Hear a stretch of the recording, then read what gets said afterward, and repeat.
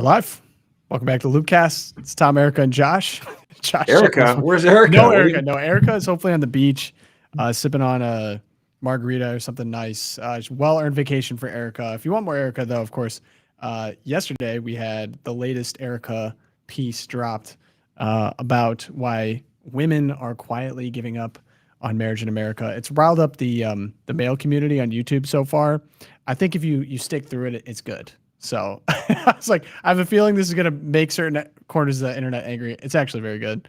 So go check out The Deep with Erica Ahern. Go check out The Deep with Erica Ahern over on YouTube. Go over and subscribe. But welcome back to the show. It's just Tom and Josh today. Someone, I think it was you, said LOOPcast Light is when it's Tom and Erica. So what is Tom and Josh? What does that make us? Well, I mean, I'm here, so we're still okay. But LOOPcast Heavy? Are we like we're Bud Heavy as opposed to Bud Light? That might be it. That might be it. Yeah. And of course, the LOOPcast brought to you by The Loop, every American Catholic's favorite morning newsletter. If you're not subscribed, go check it out. It's where we get all our information. That's where we got all our writers working for us so that we can do this show. So it's going to be a great show. Happy Friday, everyone. We should have a little bit of time at the end, so especially for our livers. If you guys want to drop some questions, I can have producer Rosie pick them up, can answer them at the end of the episode or throughout. We're going to be touching the Trump visit to the Fed, and hopefully my beloved home price that I'll be able to afford one day might come down depending on what happens here. So we have that. We have just honestly where we are at with the Epstein stuff. It feels like judges blocking, politicians blocking. It's just I'm going to cut through all that. So I'm going to give us an update of where we're at on that.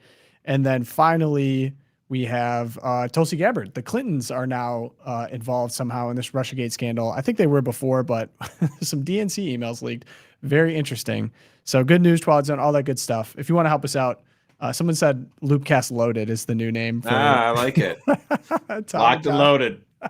Go ahead and leave us a review. Say LOOPcast Loaded if you want to help us out, Apple Podcasts and Spotify. But I'd say without further ado, we got to get into it. So Trump has had a very public dispute with Jerome Powell, who he actually appointed as the chair of the Federal Reserve back in 2018, I believe. And at this point, the New York Times actually has a tracker of how many times that he literally just mentions the name Jerome Powell, which thank you, Rosie, for finding this. It's hysterical. Done, serious reporting from the New York Times, but it does have an impact. The Federal Reserve is supposed to be independent from the president. But it's kind of funny that that's said, but at the same time, the president is the one who appoints them with Senate approval, of course. And of course, things that they're doing could influence whether or not their agenda is successful from an economic perspective. Trump certainly believes that Jerome Powell has been an impediment to what he's trying to do economically by not lowering rates and then increasing them in his first term. At this point, you have and the rates thing is just kind of interesting too, because it seemed pretty clear that they were, at the near the tail end of 2024, they said they were going to keep lowering rates well into 2025. And it just seemed like because we need lower rates for the economy, and then Trump wins, and then all of a sudden they lost their appetite for lowering rates. It's like, so the idea that they're supposed to be not political, even they seem to be a little bit undermining it. So that's what people are asking about. Yeah. And at this point, no president since I believe 2006 has visited the Fed, and the Fed's actually undergoing renovations. You can't technically fire for no cause, but if there is cause for firing. And so Trump, I think, Josh, you got to tell me what he's signaling here. He made this visit, and this was a part of the visit. Of course, Donald Trump was a real estate developer. Yeah. The Fed is going through a massive renovation project on their building, and there's cost overruns. And again, this is just one of those reasons why he's trying to look at this as a way of maybe saying, hey, is this guy competent? Is he running a good operation here? So they got the helmets on. They're doing a tour of the building that's being done. It's ostensibly a reason that he could say, hey, I don't know, this guy doesn't seem like he's got control of the situation. How can he control the economy? How can he know what's going on that way with these policies if he can't even take care of what's going on here in his own building? He hasn't explicitly said that, but a lot of Trump fans have sort of signaled that might be coming. So we'll see. Billion went up a little bit, or a lot. So the 2.7 is now 3.1. I'm not aware of that. Yeah, it just came out. Yeah, I haven't heard that from anybody at the Fed. Yeah, it just came out. I noticed that at about 3.1 as well. 3.1. 3.2. This came from us? Yes. I don't know who does that. You're including the Martin renovation. You just added. Our entire capital. Yeah, you just added in a third building. Is what that is. That's a third building. Well, including no, the but Martin building. it's a building that's being built. No, it was built 5 years ago. We finished Martin 5 years ago. It's part of the overall work. But it's So, not new. I agree with what Michael says in the comments. Literally a scene from The Office. I mean, Totally. it's just- Oh my gosh. I mean, I think Trump told the Fed about this visit yesterday. He shows up, he hits Jerome Powell with this new number. And then I think another interview that he did was, well, I've built hotels that you've stayed in, gorgeous hotels that all you reporters have stayed in for $200 million. How is this Fed renovation, this Costing infamous billions. Fed renovation that has gone $1 billion over projected cost? How's it still going up? How's it still more expensive? Why is it not done? Clearly exerting like, hey man, get it together. Exactly. And again, it's about trying to undermine Jerome Powell. It's a shot across the bow. Like if you don't know how to even take care of the renovation, if you can't manage this, how can you be expected to manage the economy? Yeah. And so the press, and I'm curious your perspective on this, Josh. This is actually the interest rates are intimately related with the housing market. I was looking into the housing market more generally. The rationale from Trump, who's been, throwing out stuff on social media, clearly doing these kind of ops to embarrass Jerome Powell, really pressure him into a cut. I believe he wants a full 1% cut. I think we're at 2% right now. This reduces borrowing costs for consumers and businesses. It wants to offset the tariff impacts that are clearly crashing down. I think he just reached a deal with Japan yesterday, the Philippines. So each country's getting their own kind of individualized tariff plan or what's being conceded. And then you get some housing market relief. I mean, he even argued specifically that the current rates of 4.25 and 4.5% are, quote, choking out the housing market, making homes unaffordable, especially for young buyers. Lower rates would reduce these mortgage costs, increasing demand. And he's also claiming that other countries have lower rates as well. So he's tamped down inflation. Inflation's been around 2% right at the target. I think maybe a little bit over increase. I'm not fully on board, but I'm just curious, Josh, what do you think in this regard? Do you think a rate cut is appropriate here? Do you think this is all political games? What do you think's going on? Well, I mean, I know that Donald Trump thinks a rate cut would be good because he wants to provide relief to people who are seeking housing. And also it just lowers the cost of everything. It's cheaper, you make credit cheaper. So I understand that. My bigger problem was what the Fed had done during the pandemic, bringing that Fed rate down way, way, way, way too low for way, way, way too long. It's like just a ton of cheap money into the economy. And especially as Congress was spending money crazy because people were out of work. I understand some of that. And so you have this problem where you're going to have inflation. There's no doubt. I mean, this is funny. Even the Democrats yesterday posted on their Twitter account, like, look, inflation and how prices are higher than they were a year ago. And it was so hilarious. They literally posted this graph showing how fast inflation went up from 2021 and 22. It's like, who was president during this time? I mean, it was just like, they actually deleted the post. It was so embarrassing. Wait, but the Inflation Reduction Act was passed, Josh. Yes, obviously it did a lot. Obviously that would have that impact, right? It would reduce inflation. But so the problem is when the Fed had those rates so artificially low during the pandemic, a lot of people who had houses, like my mom and my dad had been living in the same house since 1977. So a lot of them were like, well, what dude, let's refi, because they might have had loans that were at 5 or 6%. They refi them down to like 3%. Yeah. The problem is they create this horrible incentive now as baby boomers would naturally start to shed some of their bigger houses and get smaller houses or get condos or something like that. They're thinking to themselves, why would I get rid of this? I've got a house at like with a mortgage at like 2%. Like, this is crazy. Why would I ever sell? And so you created this horrible situation. So I don't have a problem with the Fed rate at where it's at right now necessarily, but only so far as if you did lower it a little bit on the margin, maybe you could convince people the gap isn't too big from this artificially low rate you had 4 years ago, that people might start to actually shed some of the houses and stuff like that. So that would be the only thing I would think about. But again, I'm not trying to act like I'm a mastermind on the economy here, but that does make sense to me. Yeah, no, but from an on-ground perspective, that was also my experience. My parents did the same thing. Just about everyone did. They took advantage of refinancing, and they're never going to leave. I think they're like low twos, might be high ones. And so if you have that, why would you ever get rid of it? I completely agree. And then if you do lower those rates, yes, it makes it more available, but people with higher capital, like the capital to burn, start buying that up. So it's not a perfect solution to the housing crisis. I know that he actually signed an executive order about getting rid of regulation for homes. So I think it was like a $9,000 difference. But the tough thing is a lot of that's controlled at the state level. So what was being done is from the federal HUD.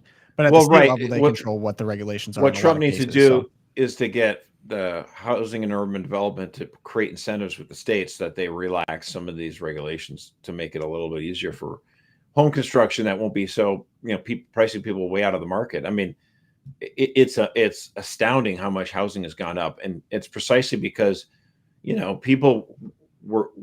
had an economy now where a lot of white collar jobs could be done through telecommuting, so people started fleeing areas that were high crime, and they could, like, I live in Petoskey. It's a resort town. It used to be people come here in the summertime, but there's a significant, during COVID, I saw a significant chunk of people like, why am I living in the Detroit suburbs? Like, I'll just live up here in the north where the natural beauty 12 months a year. So you started to see people like, I could live wherever I want to. There are those people have those jobs. They can live where they want to. So you saw this displacement and people locking in these rates at super low, 2%. And so it's left a pretty significant economic consequence. To couple that with the piling on of regulations from both local, state, and we have to have a policy.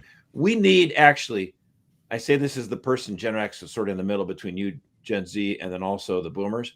We need the boomers to realize, hey, listen, we want more family formation. We want people to start families, to have kids. We cannot have a situation like this where housing is so ridiculous and outsized. And when we say this kind of thing, some people say, oh, I remember housing was expensive. It was expensive for my parents, and they had like 14% interest rates. I get it. But again, the gap between the median house and the median wage was what is now way much more exaggerated than it was 30, 40 years ago.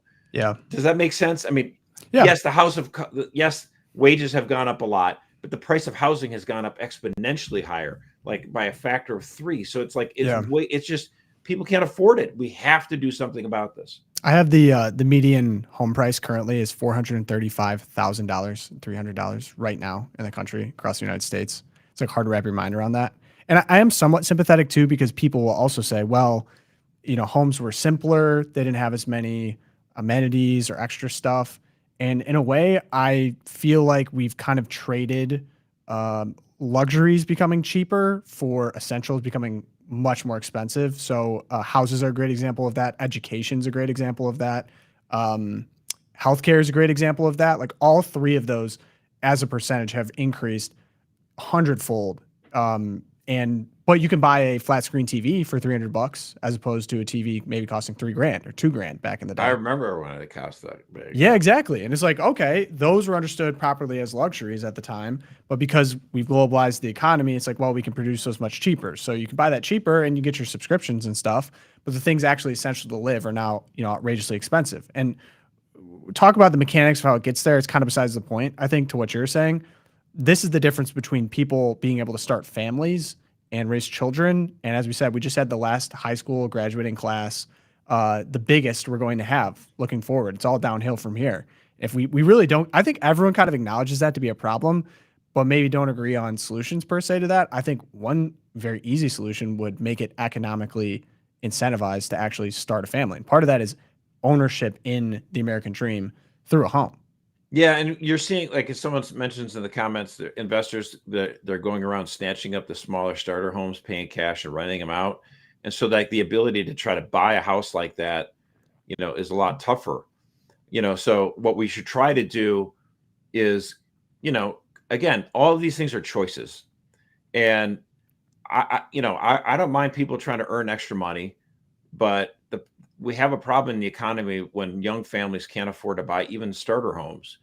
And so what we need to do is tell these investors, find another way to make some money.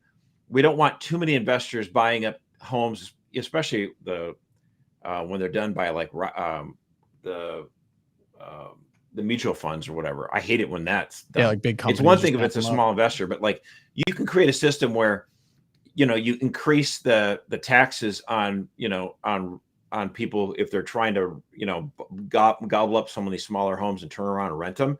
Just make it more expensive for that, so that their incentives are like, this isn't as lucrative for me anymore. I'm going to just sell this house, and then a young family has an opportunity to buy it. Like, use these regulations to allow smaller homes. Yeah, there's some interesting movement on the housing front. So I was looking into the data on a few places, and nationwide sales of previously owned homes fell 2.7% from May to June and remained flat when compared to June 2024. This is the National Association of Realtors. Analysts have predicted a smaller slide of 7.7% last month, and the dip in sales coincides with the median price of this home, $435,300, which is an all-time high. But this depends on your zip code, which I thought was interesting. So home prices in the Northeast are up 4.2%, with the median home being $543,300. The Midwest has also had big increases. But in the Sun Belt region, home prices are up a minuscule 0.3%, with an average home price of $374,500 in the South. So I think it kind of gets to what you're saying, too, on a regulatory environment. I think the South is much more friendly. But interesting, from Redfin, they reported that 15% of pending contracts fell through in June, up from 13.9% the month before, marking the highest number reported in June since 2017. So there's people that want to buy a home but can't now. It's too expensive, or for whatever reason. And so we're going to get this supply excess at some point. I've seen this also anecdotally, even in Indiana. So I do think something is about to break.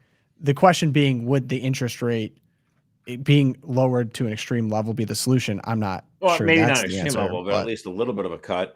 I mean, the fact of the matter is, I've said this before. I'm going to keep ringing this bell. Whatever politician, you know, steps up to the game and talks about this, you know, housing affordability is a winning issue. It absolutely is. And we need someone to step up to the plate and talk about it. I hope it's Trump and Vance who talk about this, because absolutely, I do think that, like, you know, my Senator Elisa Slotkin, she's, you know, a CIA plant. She's horrible. It doesn't understand sports, by the way. She doesn't. She said that the Lions were going to win the national championship. Hello. Yeah. Whoopsies. But she actually, I have to give her credit. She made a point the other day when she was asked by a reporter, and she said that Mamdani's victory in the Democratic primary in New York City mayor, that, you know, he's the communist, and then Donald Trump's victory last November actually have a common thread.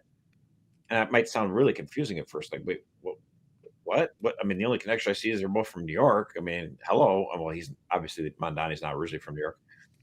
No, the common thread between Mamdani's victory in the Democratic primary and Trump's victory last November is both those candidates were hammering on cost of living. And, you know, to the extent, like, all these other things I think are not complete distractions, of course. I'm not saying that they're complete distractions. We're going to talk about Epstein. We're going to talk about all these other things. I get it. But at the end of the day, if Trump and Vance hammer on affordability, cost of living, housing, prices, if they just hammer on that constantly, getting energy lower, making houses more affordable, that's going to be a winning issue for them. Democrats are completely floundering. Like, they're hoping this Epstein thing sticks, but they don't know what the hell they're doing right now. They're rudderless. There's infighting. We mentioned it on the last Loopcast. Yeah. They're just throwing everything in the kitchen sink at the Obama boys, at Axelrod, at Carville. There's just, it's an absolute food fight over on the Democratic side. They don't know what they're doing, and they're just hoping for the Republicans to do a face plant, and they're hoping this Epstein thing will be it. Mm-hmm. At the end of the day, if Trump and Vance just come back and hammer on cost of living stuff, it's going to resonate with voters. I guarantee it. Yeah, because I'll even say, like, whether I think that this, like a rate cut from the Fed would be the solution, I'm a little bit encouraged to see that he's making that more of a public part of what he's going after, because that impacts me. That impacts domestic.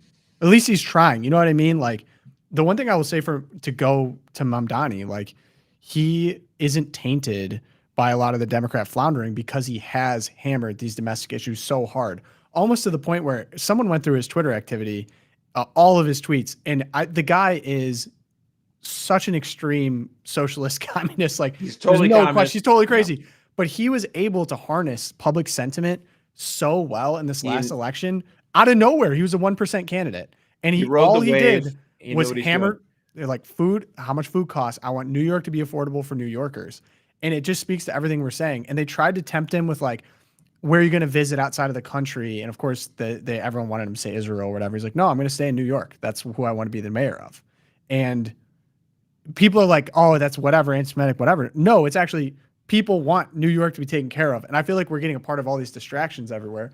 Not to say the stuff going on is per se distraction, but politically speaking, the base, I think especially young people in this MAGA base, feel betrayed on a lot of different levels because the entire campaign was about how do we make life better for Americans, America first. And it feels like it's been everything but at this point. So we'll see where this goes. I'm going to get into the Epstein stuff at this point. And thank you. If you guys want to keep throwing questions in there, I've seen a few of them. So like on the Epstein thing, as we go into it, I mean, I'm honest, like if we see a transformation in the economy and young people start thinking, wow, I can actually afford houses now, like they're building more houses, they're getting cheaper, rates are a little bit more affordable, the cost is like more in line, wages are going up, then yeah, people like, I'm still don't like that, this Epstein stuff, but you know what? We're actually having a government that's, not against me and people my age that are actually trying to help me. That would be a welcome change. Wait, Loopcast loaded, so maybe we got a lot of extra time today. So someone's talking about Tucker's interview with Charlie Kirk, which actually I've not watched, but it talked about how Tucker hugely trashed boomers, which felt was unfair. And I feel like I'm getting this rap of like, I don't like boomers or something. I actually really don't have, I'm like, just to sit and think about it, Josh, you probably know better than I do. I don't have an issue with boomers per se.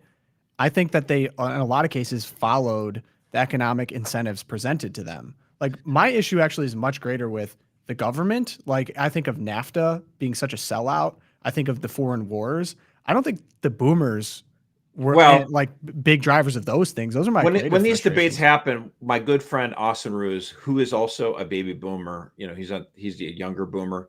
He gets really kind of, I think, a little defensive about this. He's like, wait a minute, all the bad things that happened were the silent generation, like Joe Biden, Hugh Hefner. They put out their poison, and unfortunately, a lot of the boomers went along with it. It's probably true, sure, but like we had transformations in the economy. So like Phil Knight, he goes and visits, East Asia, and it's like, wait a minute, I could have these people make shoes, and I could sell crappy shoes for super cheap. Use a lot of marketing, and I can gut wages through quote free trade. And so a lot of baby boomers were on the receiving end of that prosperity, not all of them. And here's the thing, I always try to explain this.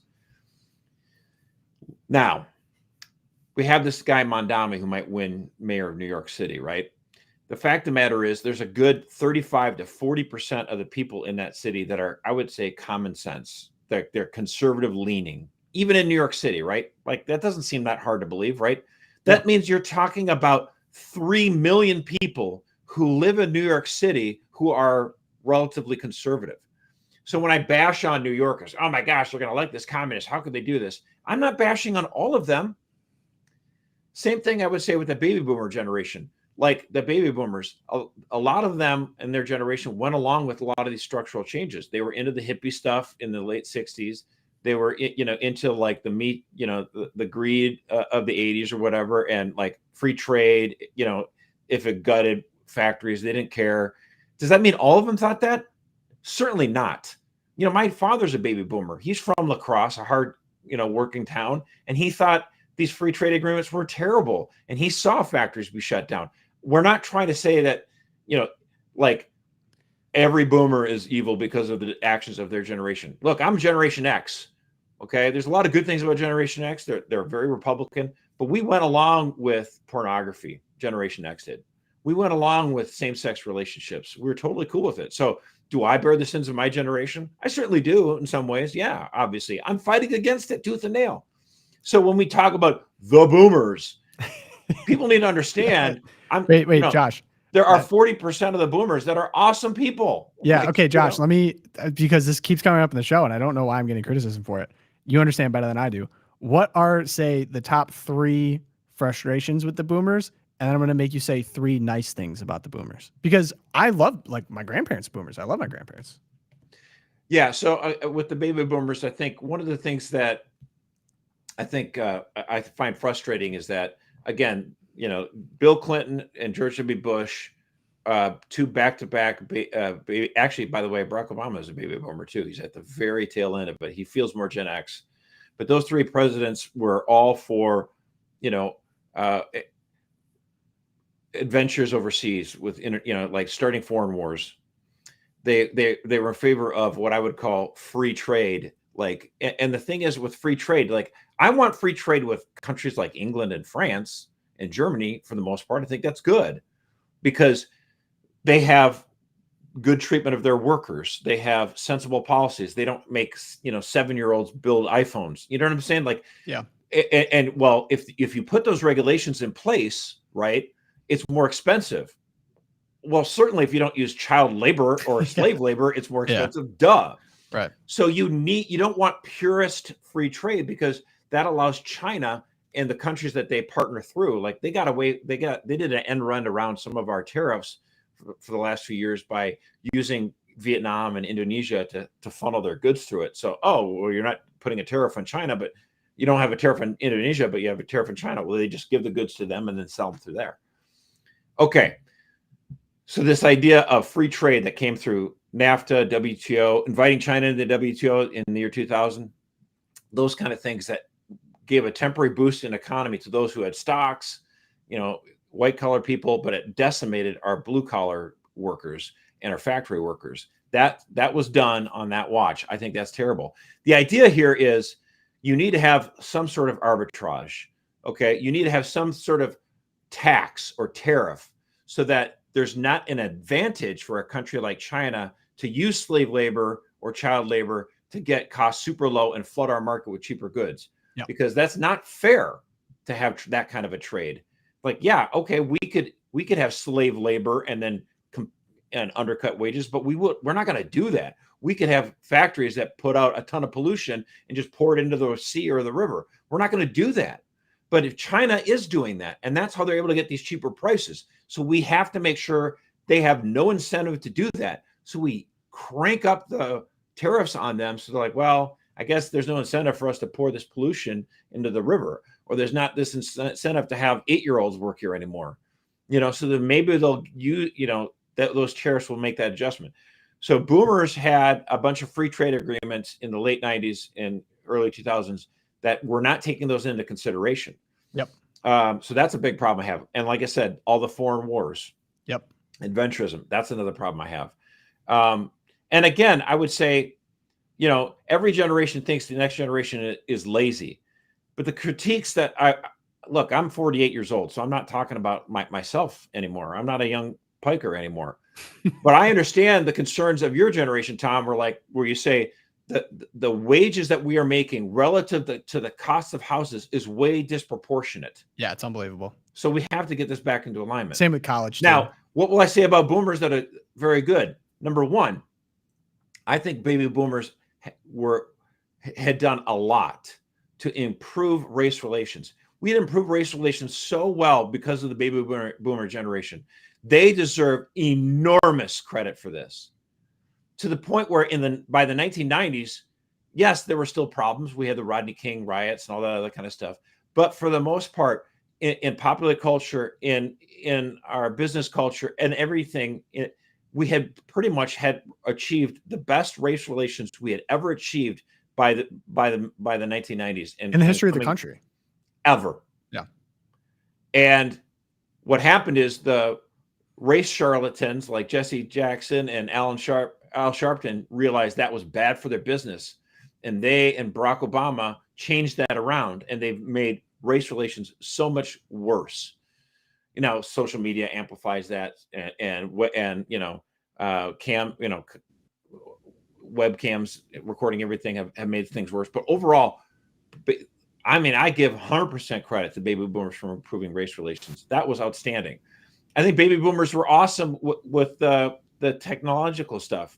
It was their generation, like the Steve Jobs types who were working in their garage, very industrious, and had such an inventive idea of creating this these computers that could enhance human productivity. I work on that. This podcast is possible. Yeah. Like, Tom is in Indiana. I'm in Michigan. Erica is in Connecticut. We're able to do high speed podcasting.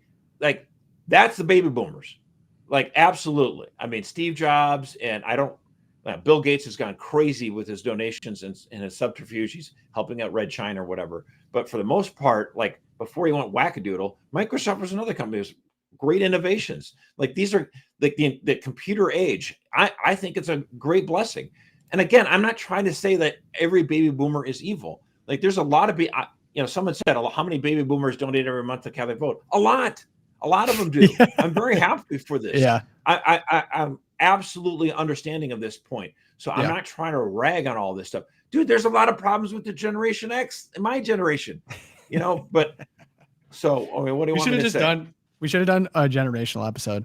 But so on that point too, I've just been thinking about this a lot, and I will get into Epstein stuff. I'm so tired of talking about it. So Sam Altman, the founder of OpenAI, went on Theo Von's show, and I was listening to Ross Douthat had on someone that worked at OpenAI and was kind of blowing the whistle on it. So you're mentioning, okay, so like the computers are the reason we're able to do this podcast right now, which is true. And so with the rapid advance of AI technology, basically it's like, okay, are you excited for it? Are you scared about it? Kind of could be all at the same time. And they're like, well, we're sitting here doing this podcast. This is your job. You live in ultimate luxury. Someone working in a factory in, the 50s or whatever, before that would be like, I can't believe that person's so lazy. They're so unfulfilled.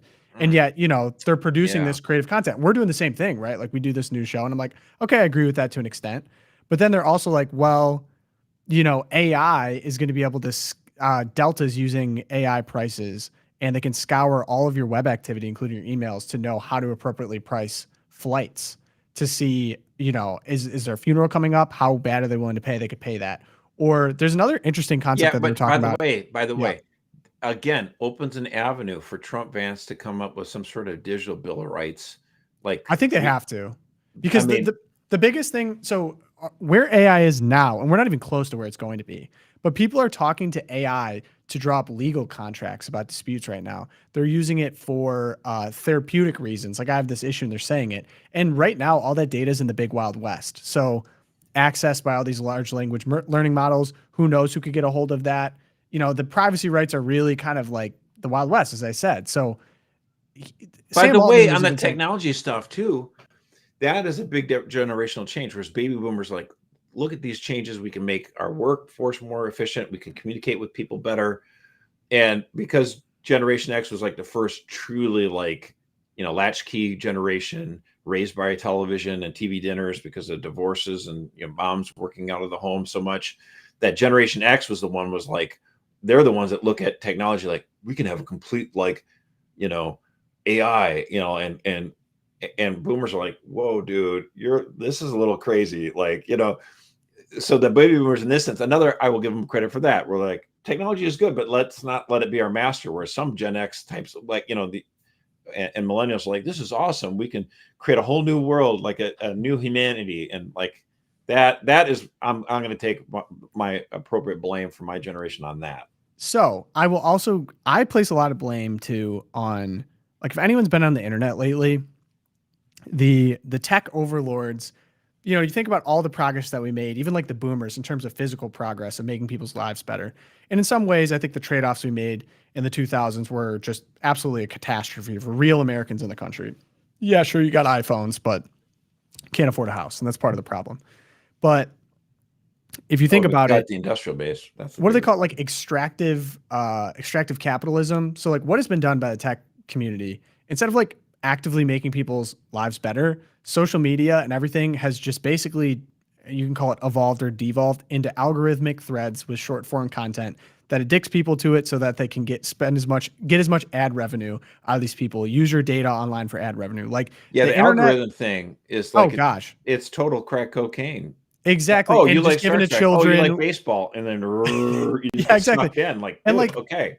Could we make, and that's why I actually, like, as crazy of a guy as Peter Thiel probably is, he kind of shines a light on this of like, we've stagnated technologically because we've come up now with, instead of making improvements to people's lives, I don't think anyone would make the argument that these algorithmic feeds and just shooting ads in people's face, getting people addicted to stuff in order to extract money out of them has actually been good for humanity. In a lot of ways, it's been really bad. And there's people that entire markets depend on this, right? And people being addicted to this and it's something that's not healthy for communication or the brain or anything like that. And so that I place squarely on the shoulders of a lot of these like social media titans who are now continuing to lobby Congress, like Meta, Zuckerberg, all these people. Hasn't been good. So AI, I think, has the potential to break that. They were talking about things like digital agents. Have you heard about AI agents, Josh? What do you mean? Apparently the next evolution is you will have the equivalent of a digital secretary that will go and make purchases on your behalf or do things. So for example, you want to... Well, that's what Erica showed in the video. Yeah. In the So deep dive. Yeah. So like, for example, it'd be like, oh, you want to go get a restaurant reservation. Instead of having to like go to the website, open table, make the reservation, call the place, whatever, this AI agent will go do it for you. Your digital assistant, basically.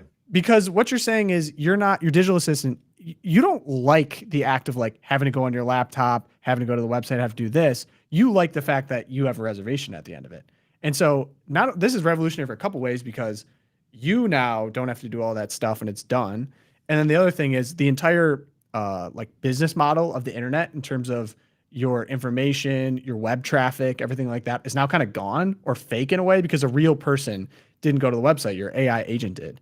And social media companies have already been reporting that activity on their feeds are down significantly. I think like 13% in many cases on, say, Instagram or whatever. So real people aren't. And there's a lot more bot activity that I assume is just going to continue to rise and rise and rise to the point where the internet actually becomes like real people aren't interacting on these places. It's all just bot activity. So it changes the ad model, but it also like people clearly have kind of rejected it in a lot of ways because it's feeling less and less real. And the original intent of, say, Facebook was you wanted to see your friends' kids or whatever, like you know what I mean, It was like like real a stuff. scrapbook, a yearbook, right? Yeah, so I don't know what the next. I feel like, And then it was like, I don't don't really care that my high school classmate was a total idiot on politics. You know? Yeah, exactly. And I actually think kind of the appeal in a lot of ways to say something like a Loopcast or like what are we talking about today? We're talking about like Tucker Carlson doing an interview with a person in person that you like, you know him, you know his personality. And it's established. That's what people liked because you're able to make AI stuff so easily and it doesn't feel real. So I can't even remember. Well, you know where what we're going to see though. Okay, so if you get this thing, you know, the digital agents or whatever assistants that'll do all this stuff for you. What we're also going to find is almost like a neo-Mennonite movement where people are going to be, you know, not that they're going to go full Amish, but they're going to be like, you know what, I want slow food. We're already starting to see this. There's this aesthetic where people like, you know, I got goats and I got chickens. I got, you know, homesteading. Yeah, the homesteading stuff. I think that's just going to be more and more people are going to be like, you know what, why do I got to do this? Like, you know, so I just think that kind of stuff is going to increase. I think one of the things that, again, double-edged sword on, I'm going to go back to the generational thing with the baby boomers. So like the lesson that generation learned so hard, and it was ingrained in every fiber of their being, was do whatever you want to do.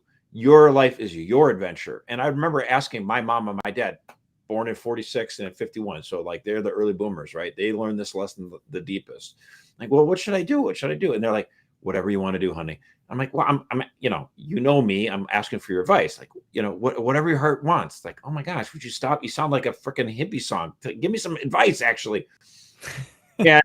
So like for them, they were the generation that was like, don't just live in the town that you grew up in. Neither of them did. My mom left rural, central Minnesota, Stearns County. My dad left the blue collar town of La Crosse. They both moved to Minneapolis and they started a new life. And so in one sense, they were adventurous, sort of like we were in the pioneer days. But the other sense, like we lost a little bit of that attachment that we'd naturally have towards families. And, I think now we're starting to see within millennials and Gen Z, this idea of like, well, wait a minute now, why don't I just live closer to my parents? You have this extended family network. So I can ask mom and dad to watch the kids. And and you can start to think intergenerationally, like wanting to provide for your own children even as they're adults. Not like this old days where it's like, oh, you're 18, slam the door, get out, don't be a lazy bum. Like, no, dude, I don't mind if my kids stay around. I want to try to help build intergenerational wealth. Like, what is the point in life? I want to try to create an intergenerational strength here for my kids. I'm just gonna throw them to the wolves. Come on, man. Yeah, and then you get all the impacts of, say, brain drain. So like all of the most talented of the community, they'll go to said big school, or they go out east to an elite school, and they never make it back, right? They become a consultant and live in a big city, or they travel somewhere else.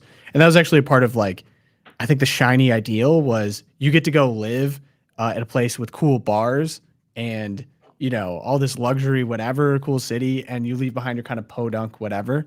I do think there's been a little bit of turn on that, ironically, because of technology, because you can do remote work. So a lot of people are finding the opportunity to, say, live. I mean, we do remote work for the most part.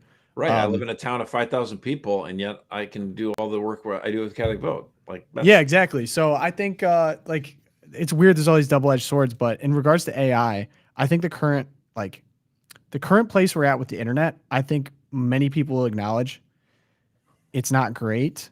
And I think the reason people are so drawn to the internet or become so addictive is there's a sense that people on the internet are real, even if they're not. So, for example, like with pornography or OnlyFans or whatever, like you are allured to it because you're like, okay, there's a real person doing it, or like doing something extreme for clicks, right? Like, wow, I can't believe someone would do that in public or whatever. And I just think that the more and more we go down to like this becoming fake, like with AI, or like all of these things aren't real, people are going to leave it because people do desire what is real.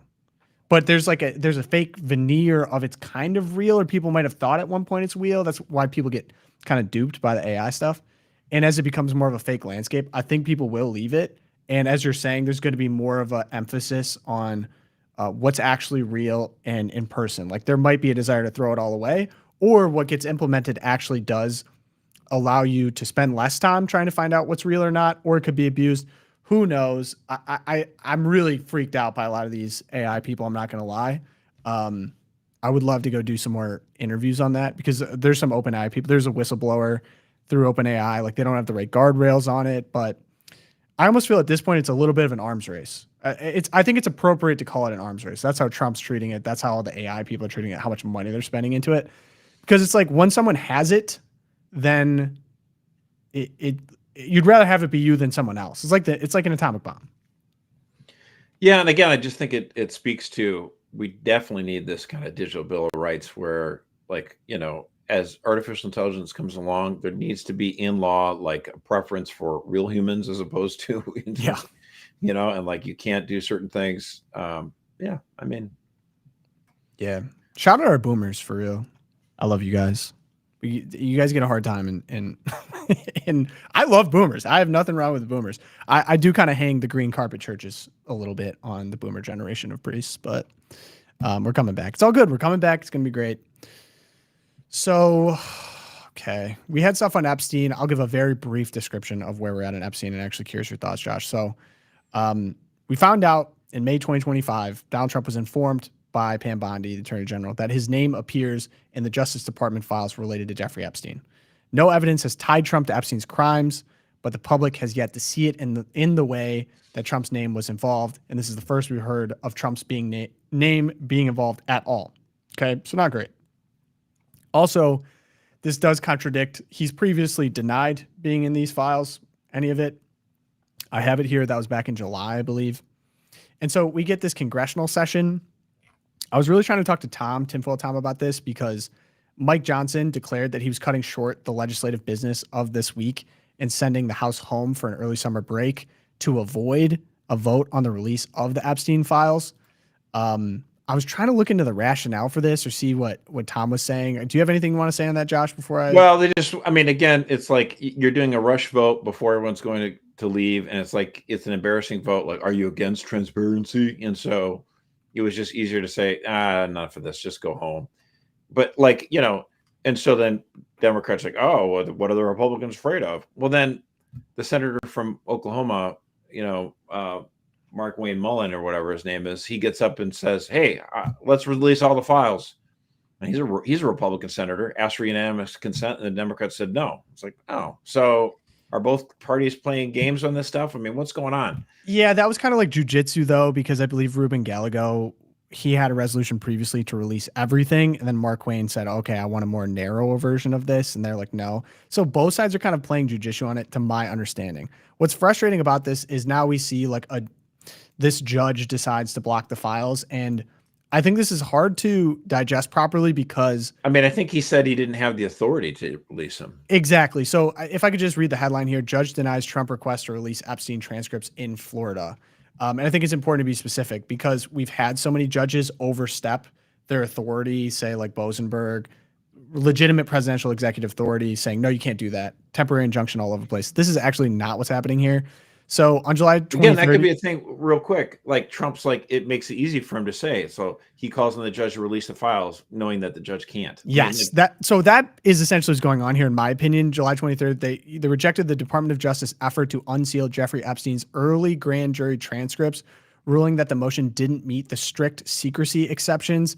And this is pretty much what everyone expected. There's still some files. They asked for the same thing in DC, and they think that that's also not going to get released. Basically, he asked it in a very specific way, knowing that it probably would get denied, so that he could just be like, well, I wanted to unseal it. But the reality is it's such a narrow thing.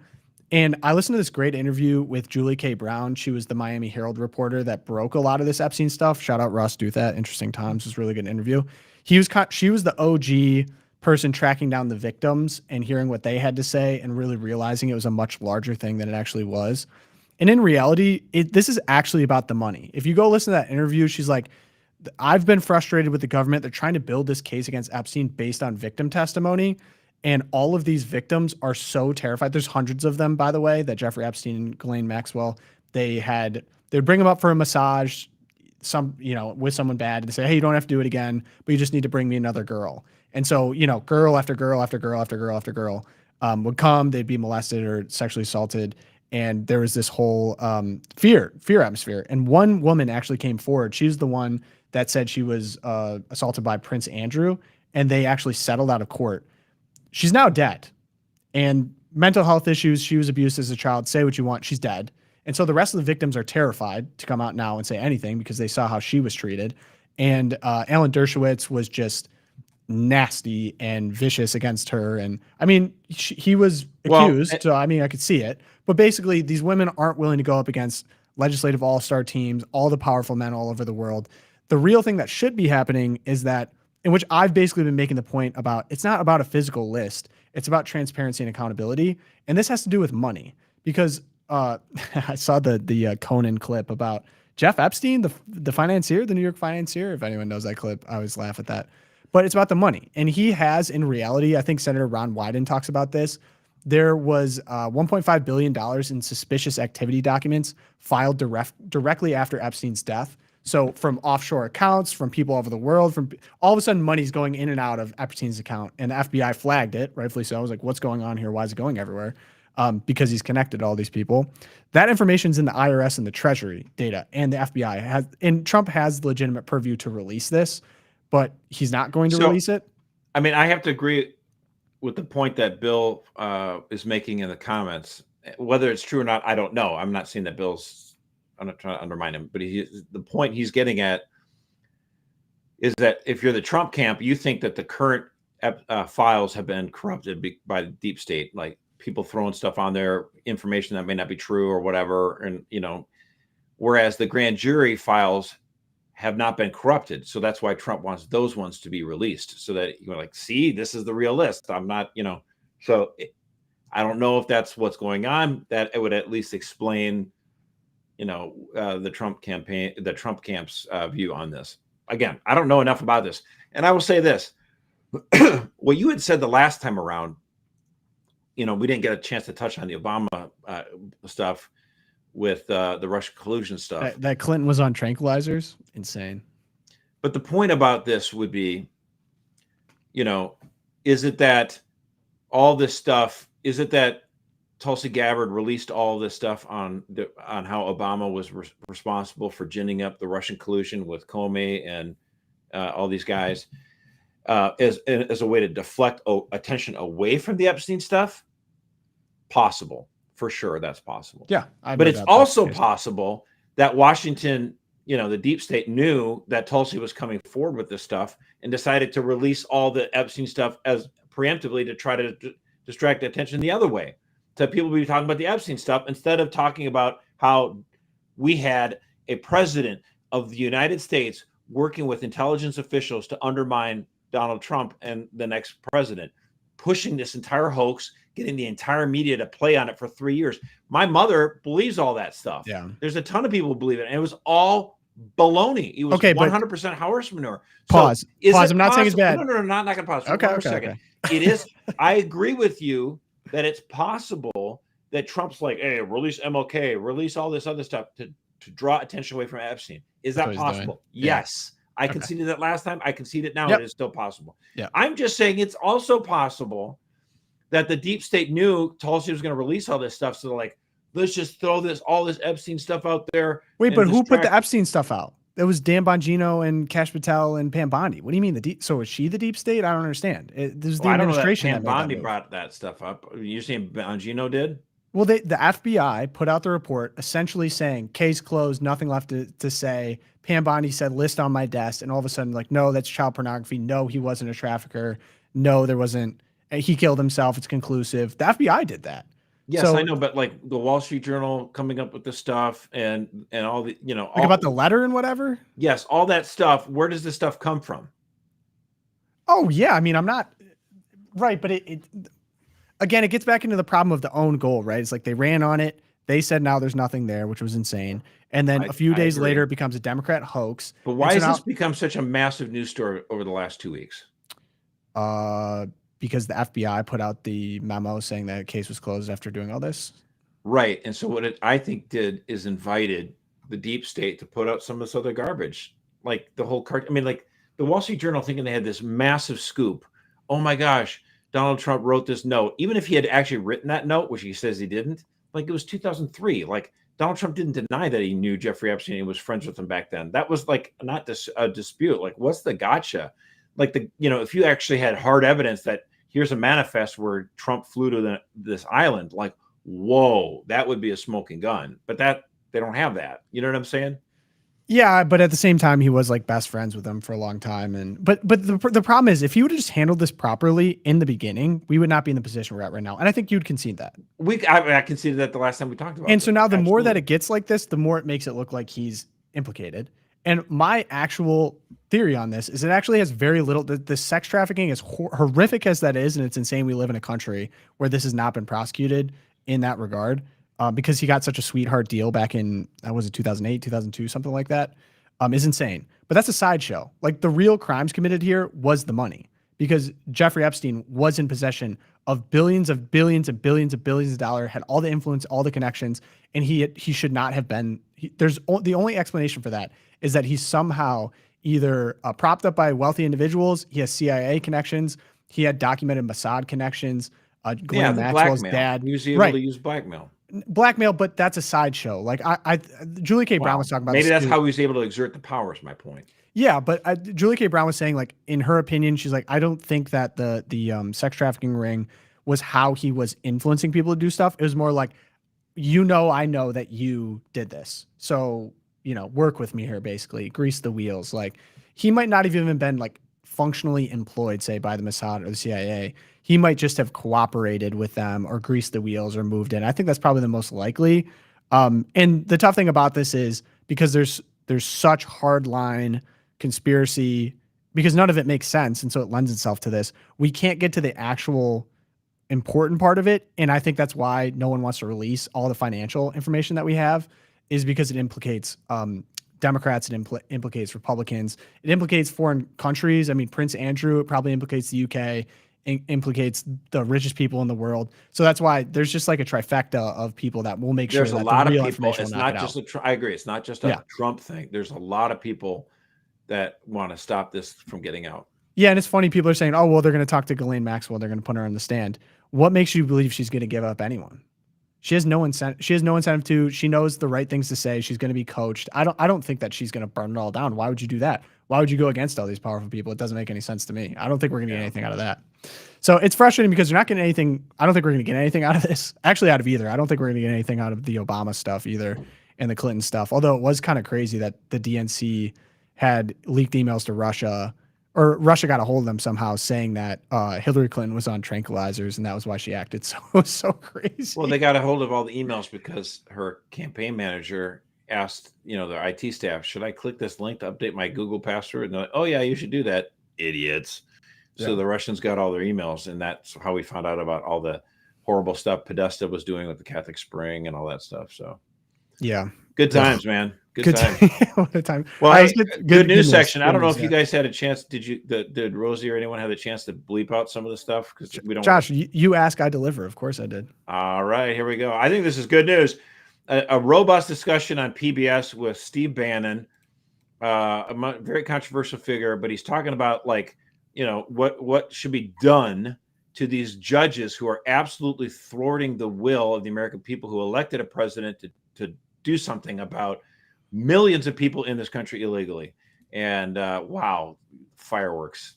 Judges do it, and this is going to be a showdown. It has to be a showdown. And the rhetoric about the judge, because a lot of lawyers say, all of the rhetoric, calling for impeachment, the radical left lunatic, that this rhetoric, it shouldn't, that's not the type of thing the president should say. He should appeal. He should abide by the court ruling and not. Listen, by the way, was there any complaint from PBS, or was there any complaint by the Democrats on the rhetoric used against the judges when the Roe v. Wade decision came out and they had to have police protection at their houses? I don't remember anything about the rhetoric being too high.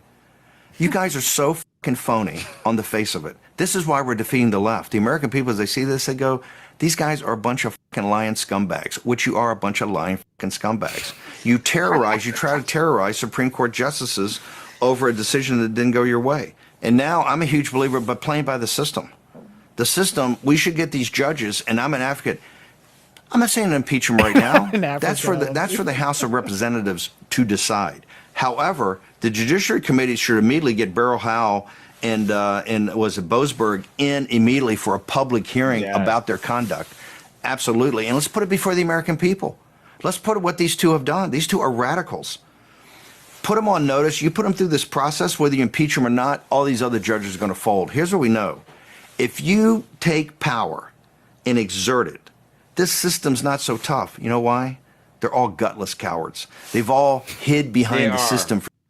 They are gutless cowards. And in fact, they're actually bullies in a sense, and so they're going to make Steve Bannon look like he's a meanie and like trying to terrorist or fascist or whatever. It's like, no, we've had left-wing judges that have been controlling us, the American people, and thwarting our will. And we're like, that's not fair. And they're like, ha, ha, ha, ha. Like, you know what? Punch back. It's about time. Dude, last episode, Hunter Biden. Today, Steve Bannon. The censorship tour continues. Okay, mine is actually very lighthearted and awesome. I know. It's actually heartwarming. I know. Yeah, I know. Josh, I appreciate you put that in your good news. I like that it's authentic to you. So we have an Iowa boy born at just 21 weeks becomes the Guinness World Records most premature baby ever. And it is just, it always blows my mind. Preemies, when you look at them, how is it possible that they could possibly be alive outside of the womb? I mean, you look at how small this little guy is. Nash, they call him Nash Potato, which is awesome. He was born at 147 days, beating out the previous Guinness Book of World Records holder for most premature baby by 1 day. He spent the first 6 months in the neonatal intensive care unit at the University of Iowa Healthcare Stead Family Children's Hospital, growing into a happy and strong baby boy. And Nash's survival is all the sweeter for the couple who had previously lost a child to miscarriage. And I mean, talk about it before and after. Here's Nash. And then seriously, he's the size of this guy's hand, which is insane. I mean, look at him now. Hot. Dude, he's going to be a wrestler for the Iowa University of Iowa. Oh, that yeah. Guy's huge. Is this the hospital that they all wave up to during games? I don't know. I'm just saying, but they do have that tradition where they'll wave up to the hospital to, I think it's a children's hospital. It might be. I'm not sure. But I mean, you look at Nash and then, I mean, come on. Cute. And what's crazy about this too, is he would have been eligible for an abortion in many states. Yeah, of course he would have been. I mean, that's what it's crazy. Like, the contradiction, working so hard to save this one baby, which is the good thing, which is what we should do, and then all across America, killing babies that are that old. It's insane.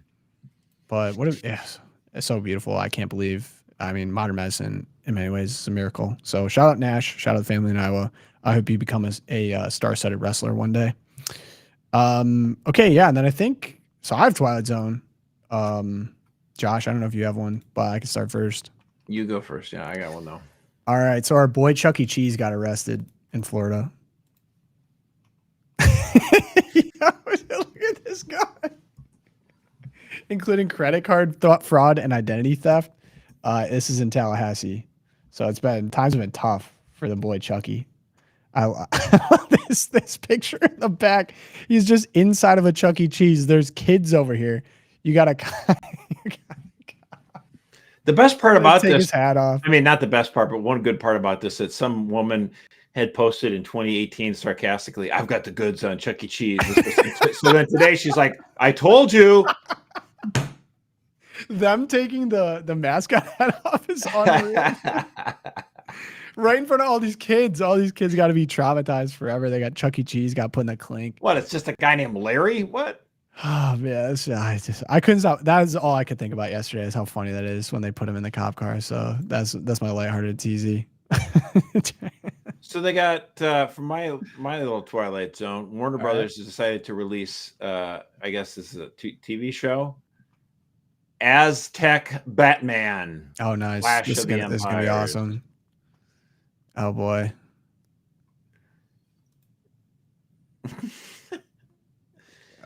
So they have Batman as the hero on the side of the Aztecs trying to stop the conquistadors from coming in. And I'm thinking to myself, so it's the policy of Warner Brothers to be in favor of the natives, because the natives are right, like in the modern West. This isn't real. This is real.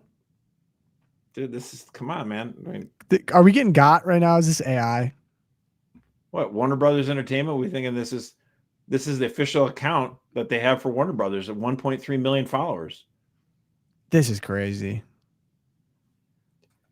So let me just say, I'm a favor of Cortez going in to the Aztecs and taking out the empire. What am I happy about the fact that it was a lot of bloodshed? No, but like, let's not forget what happened with these Aztecs, right?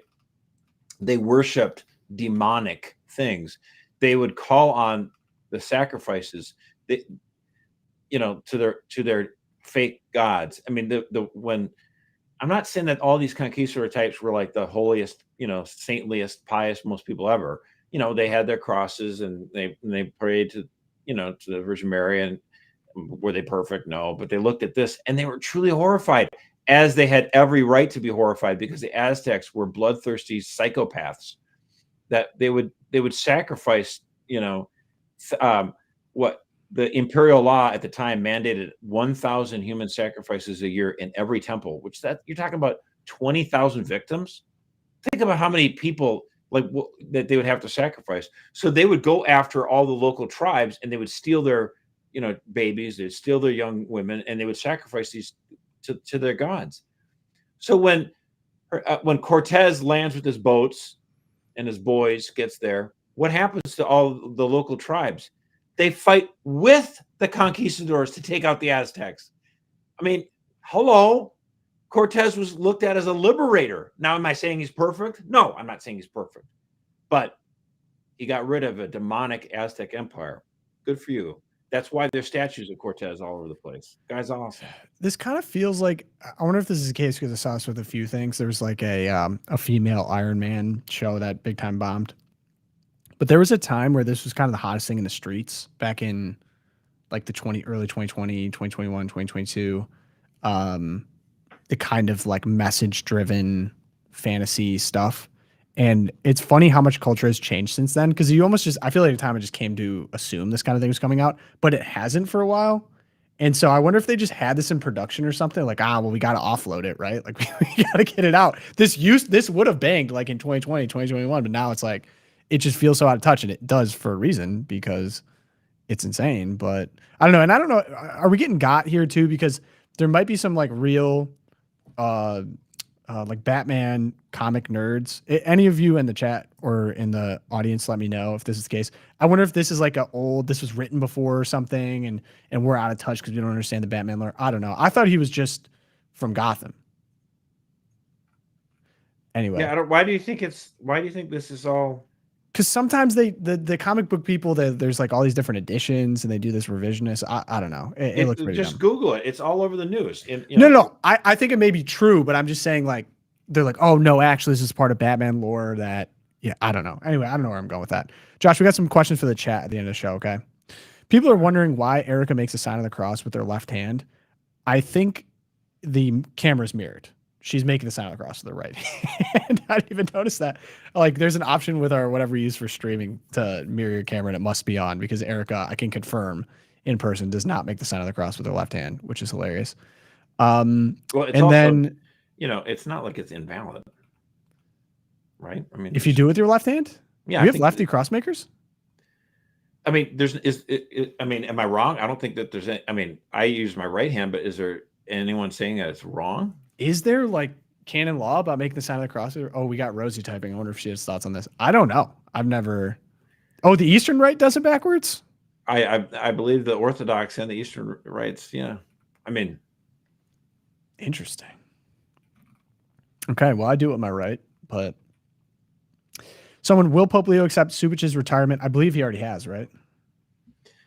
well, nothing's gone public. Supich has hit the retirement age, and Supich went to meet with Pope Leo.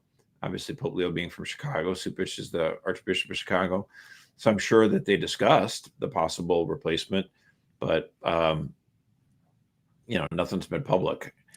I mean, and I can tell. I would love to see. I hope that we get some improvements in Episcopal appointments, because at the tail end of his papacy, we saw Pope Francis put McElroy, a super far left guy, in Washington, D.C. to attack the Trump administration over immigration stuff. And we saw a new Archbishop of Detroit who, this week sacked Ralph Martin from being a professor at Sacred Heart Seminary in Detroit. And I saw people online crowing about it. Oh, got rid of the rad trad. Ralph Martin is not a rad trad. I mean, he's into this. He's a solidly Orthodox new guy. Evangelization, right? But he's definitely for the new evangelization, and he is actually part of the charismatic movement. He's the furthest thing from like some sort of hardcore rad trad that you got to do Latin. Did you see his statement this morning?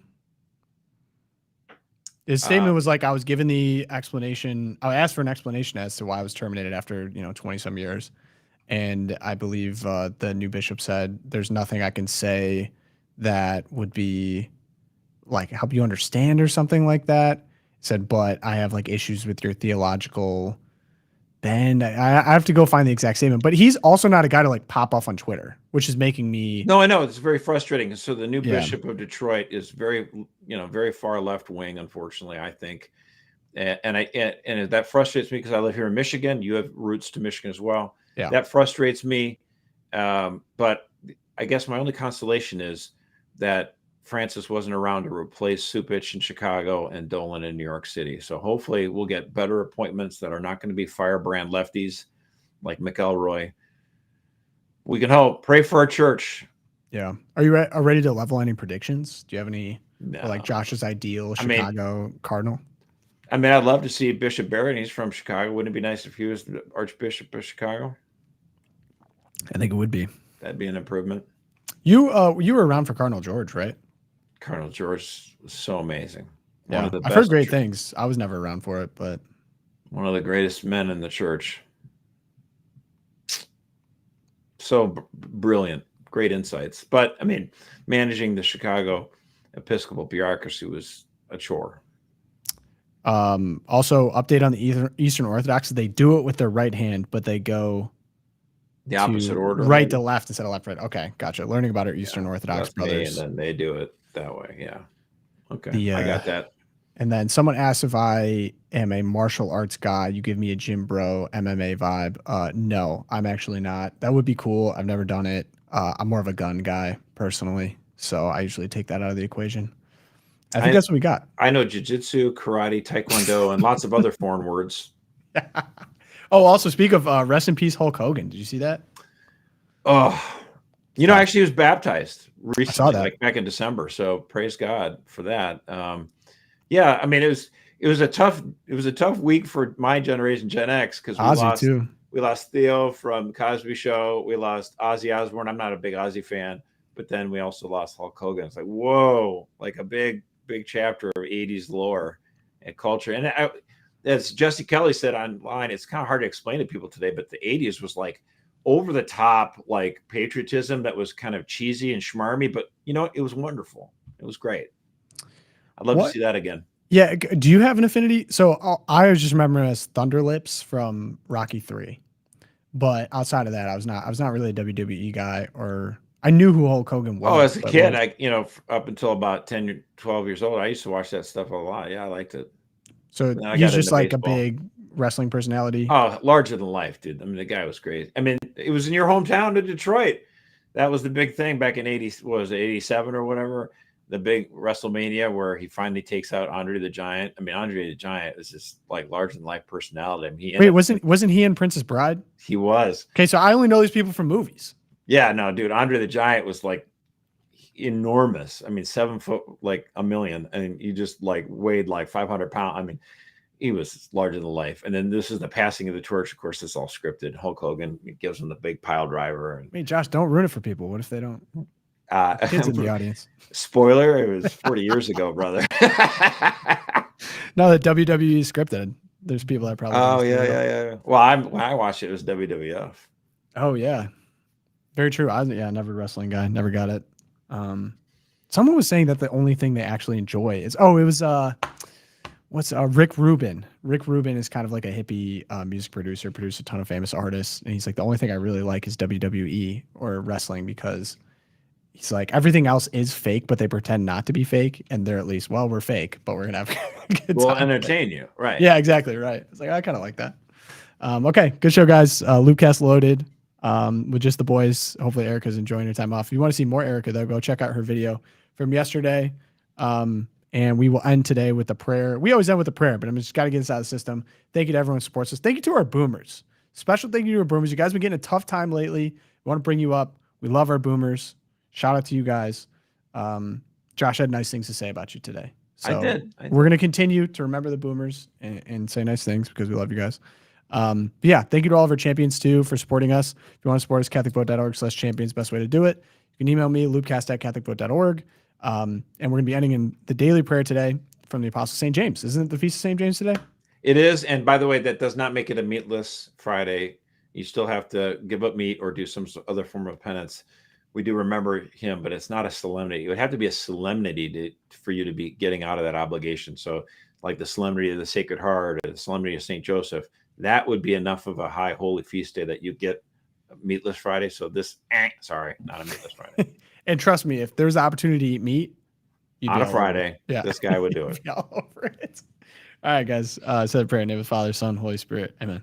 O glorious apostle, St. James, who by reason of thy fervent and generous heart was chosen by Jesus to be a witness of his glory on Mount Tabor and of his agony in Gethsemane, thou, whose very name is a symbol of warfare and victory, obtain for us strength and consolation in the unending warfare of this life, that having constantly and generously followed Jesus, we may be victors in the strife and deserve to receive the victor's crown in heaven. Amen. In the name of the Father, Son, Holy Spirit. Amen. St. Thomas More, St. Fidelis, Our Lady of Guadalupe. Pray for us. Have a great weekend, guys. And we'll be ready to rock another show on Monday. See you then. Peace.